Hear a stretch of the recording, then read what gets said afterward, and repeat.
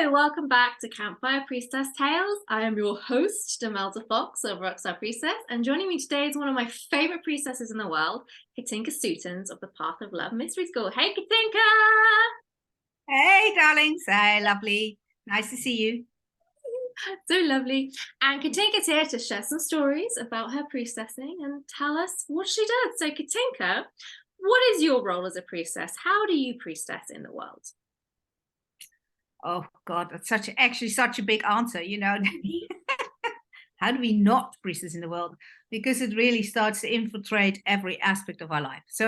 But if I had to talk about it, I'm a sacred sexual priestess of Rhiannon, and Rhiannon is a great goddess of the Celtic people, a sovereign goddess of the land, including of the sacred land of Avalon, and her journey of transformation, of endurance, and of what it takes to really walk the path of love has been an ongoing development for myself, really, a deepening into that, working with her wheel of the 9 houses of initiations and the 8 archetypes to really go into the places in yourself that would stop you being love in action. And so priestessing in the world, doing my best as a fallible human being, to really bring back the qualities of what sacred sexuality is, the tantric practices of seeing the body as sacred, nature as sacred, and then the divine as imbued within all of that, not somehow separate and far removed from it. So that's the main thing. And then really parts of that is my priestess is the shadow hunting side, where you do the inner work. And I hold that in sessions, also in the Priestess of Rhiannon training. And then working ceremonially, which can mean so many different things. You know, it's not just the dressing up for a great, big public ceremony. It is the small daily practices that you do. It is the ceremonies that you do for the changing of the seasons, for the local deities, for individual people, particularly working with the blood mysteries again. And then with the rite of passages. All lives rite of passages, of which there are so many, and we've lost those initiation ceremonies in our culture, you know, and they're actually really important for our growth, our development, our support to step into the best versions of ourselves, which is what love would do, isn't it? So it's all really interwoven. So working with really all the aspects from conception, birth, menstruation, fertility issues, sexual experiences, lovemaking arts, through to parenting, the deeper dive into the relationships, the owning of your realm, the owning of your sovereignty, your inner sovereignty, and the ceremonies of separation, of loss, also the ceremonies around menopause or ending of relationship or death. So all these great gateways of initiation, these portals of stepping into a deeper place of yourself, are part of my priestessing, but which I get to do is kind of like, you know, when they come along, and then how they turn up in the trainings or the courses that I teach. And then the massive one is the Goddess Conference, which is a once a year amazing goddess celebration event for all people who love goddess or are curious about that form, the various forms of the feminine divine. It's grounded very much here in Avalon. And so there, you know, we're basically in a small group creating ceremonies all year long for that massive journey. It's a pilgrimage journey, really. So yeah, many different ways. You know, how do we bring her out? By how we are, by what we offer as our passion, as our love and our work in the world, by taking people to places. I mean, Goddess Pilgrimage Tour, particularly to Crete or to Malta, you know, wonderful places of priestessing, and then doing the inner work as well. Gosh, it's a long answer. I've probably burbled all our time already. Sorry, darling. What do you do, Katinka? Well, I do all of the things, Demi. All of the time. Yeah, Katinka runs the Goddess Conference, which is fabulous.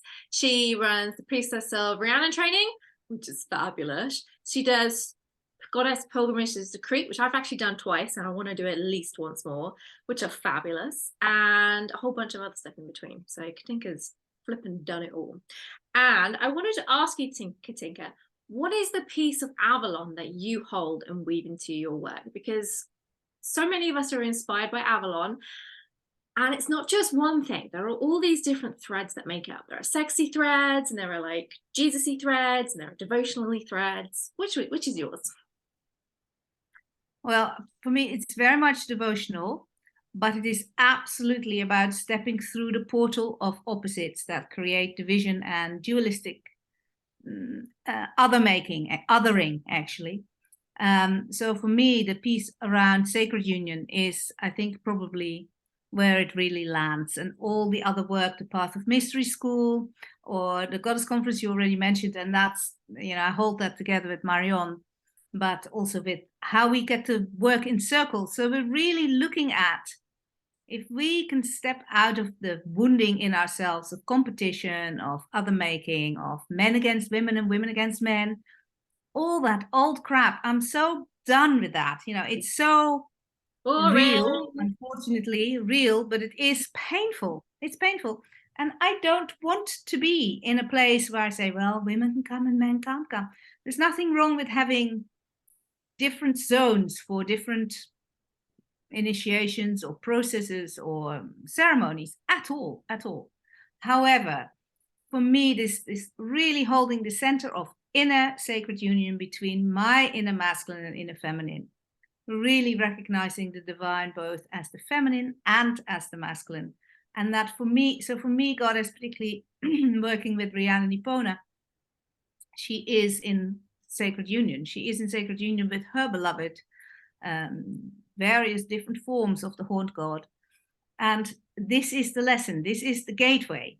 And so for me, Avalon has always been a place of transformation. It calls you to initiate into places, and it will bring up the challenging stuff. The sister wounding here in Avalon is huge, huge, never mind any other wounding, So to hold part of the journey of how can we dance with this, how can we not get splintered up into, and I'm not saying I'm perfect in this at all, I'm part of this problem in many ways, because it manifests through all of us. But for me, the bit I'm holding is, right, if we can't do it in ourselves, in this integration of masculine and feminine, then we have zero hope on the outside, in the outside relationships.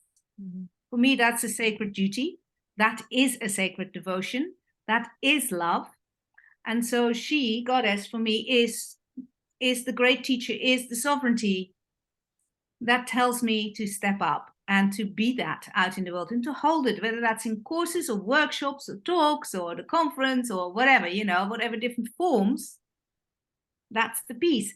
And there's a lot of wounding in the historical mythical weave of Avalon.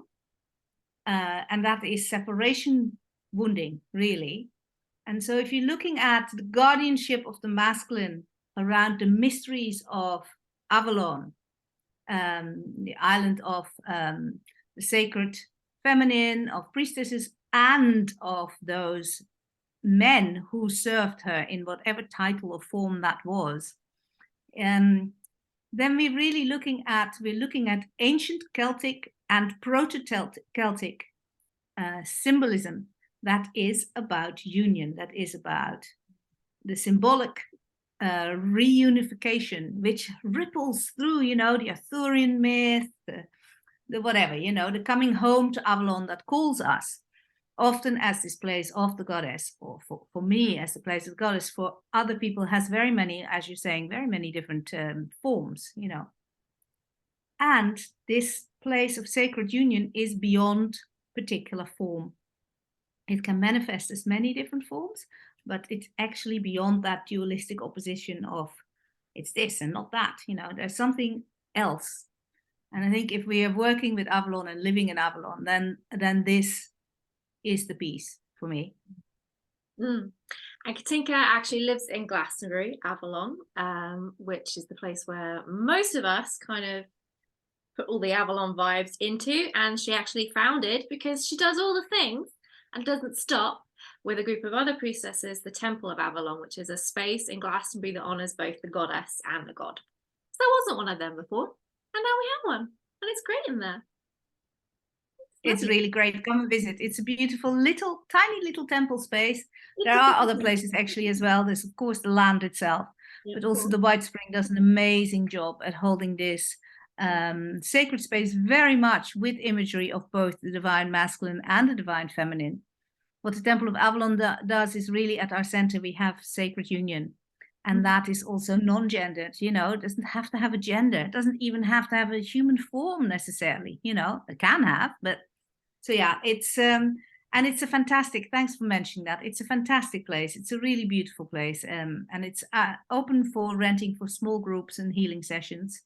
And also we have opening hours. I think it's in the afternoon at the moment on Fridays and Mondays that we're open. It's on the website. Anyway, it's a fantastic thing, again, to pin this, you know, and then how to do that, because it will bring up all the places that will stand in the way of living this path. I mean, I think, you know, Demi, that Avalon is very good at bringing up the shadow, which is why, you know, we work with shadow. We don't pretend it's all life, love, and pink roses sort of thing.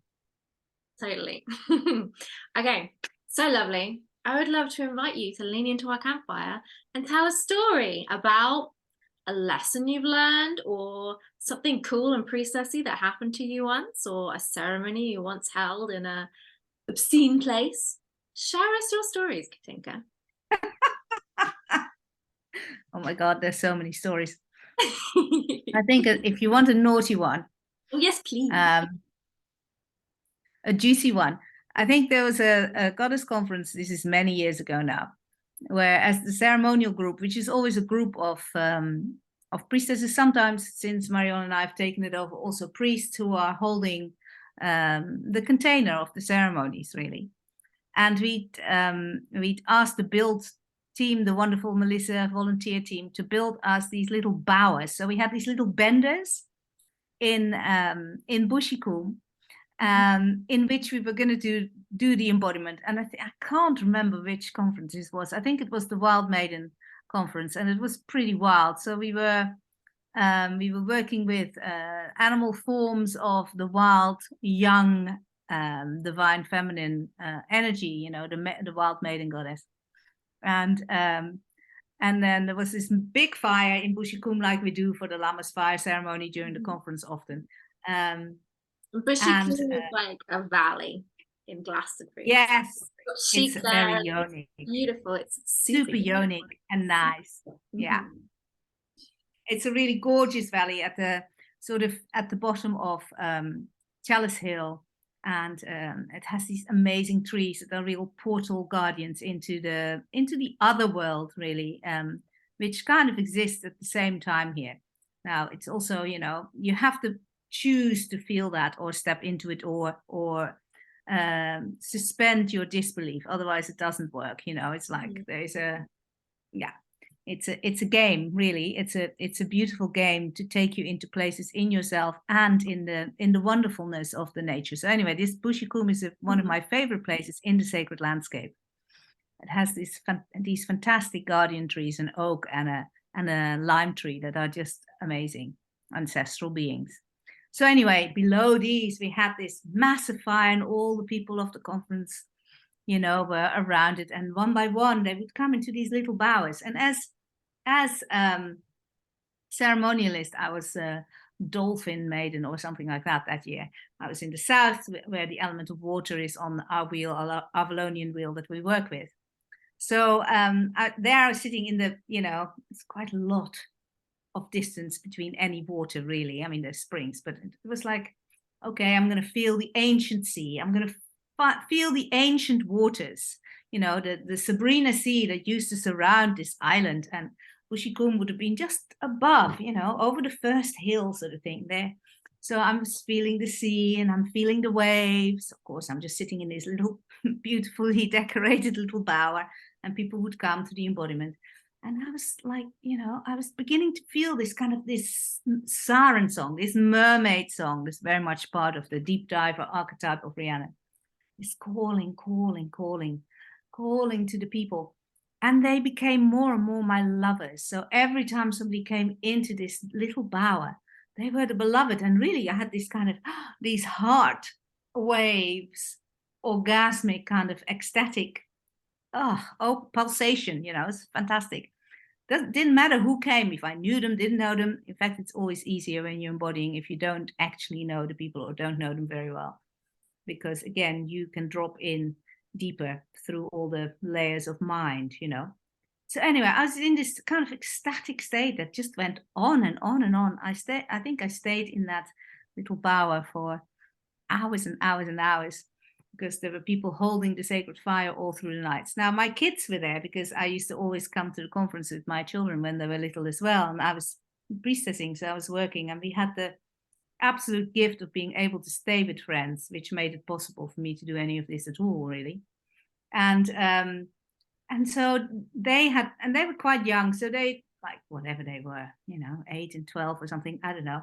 And so they had been taken care of by friends and taken back to where we were staying, and it was all cool. And I could just stay in this amazing lovemaking with the land, lovemaking with the ancient sea, lovemaking with the people who were coming. It was just like, oh, so delicious. And for me, the initiation of that was to really trust my sexual energy as a source of devotion. That it doesn't have to, I mean, it can absolutely go into physical lovemaking, but it doesn't have to. You can just really be in this. If I open and surrender to this, this is how she is manifesting through me. This is what is happening in the energy field. This is how the field of love is charged, and I am a part of it, and it's streaming through me. It was very beautiful, and you can't kind of you can't set it up to design that, you know, when it just happens like this. You haven't said, okay, tonight I'm going to do something that's going to do this and this, and we set it up like that. It doesn't work like that in this, you know, the other world veil of Avalon. Things just happen. And I think for me, there was a reclaiming in that whole conference. Actually, there was a reclaiming of my own energy, but also there was a reclaiming of this sacred sexual priestess path, and feeling into what would that have been like if that was life, you know, if that was how we lived, if that is how priestesses embodied, not just on a one-off, but constantly, and people came to the temple to be loved, whether that was symbolic sexual love, or if it was actual lovemaking, or whether it was just being in that absolute embodiment of the love that is an adoration for the other person, and an acknowledgement, a recognition of their divine source within them, coming to connect to the divine source that I'm holding. I mean, it is just stunning. It makes me actually feel quite emotional now, just remembering into that felt space, you know. So I'm super grateful for these opportunities we had, and you know, the Goddess Conference is all about serving Goddess and the people who come. Actually, it's often it's seen as a sort of power, a role of power, which of course it also is, but it is not a power trip, and it is much bigger than any one of us. It's you know, it's not about our role and how seen and glorious it all is and the pinnacle of the hierarchical pyramid or something. It's far more about this inner journey of serving and reconnecting into that history of what that may have been like, you know, imagined history or reclaimed history, or the rewriting of the mythologies so that they're relevant for us now, and then inform how we go forward and priestess in that. So for me, that evening is a very treasured memory and a very delicious one. And I can't wait to create more places where people can come and experience ceremony that are transformative like that. That's so delicious. And that really made me feel like there were places where this happened once, and there are tiny little places where this happens now. Exactly. Oh, that's the best ever. Thank you so much for sitting around the campfire with us, Katinka. You can learn more about Katinka. My pleasure. Where can we learn more about Katinka? Tell us. Oh, the Path of Love Mystery School.com website has most of my stuff on it. Yes. And then there's the Goddess Conference website, where you could totally book a ticket and come to Goddess Conference this year and every other year, because it's fabulous. I've been a whole bunch of times and it's bloody great. So you should come too. And you're priestessing this year? Yes, girl. Excellent. Woohoo!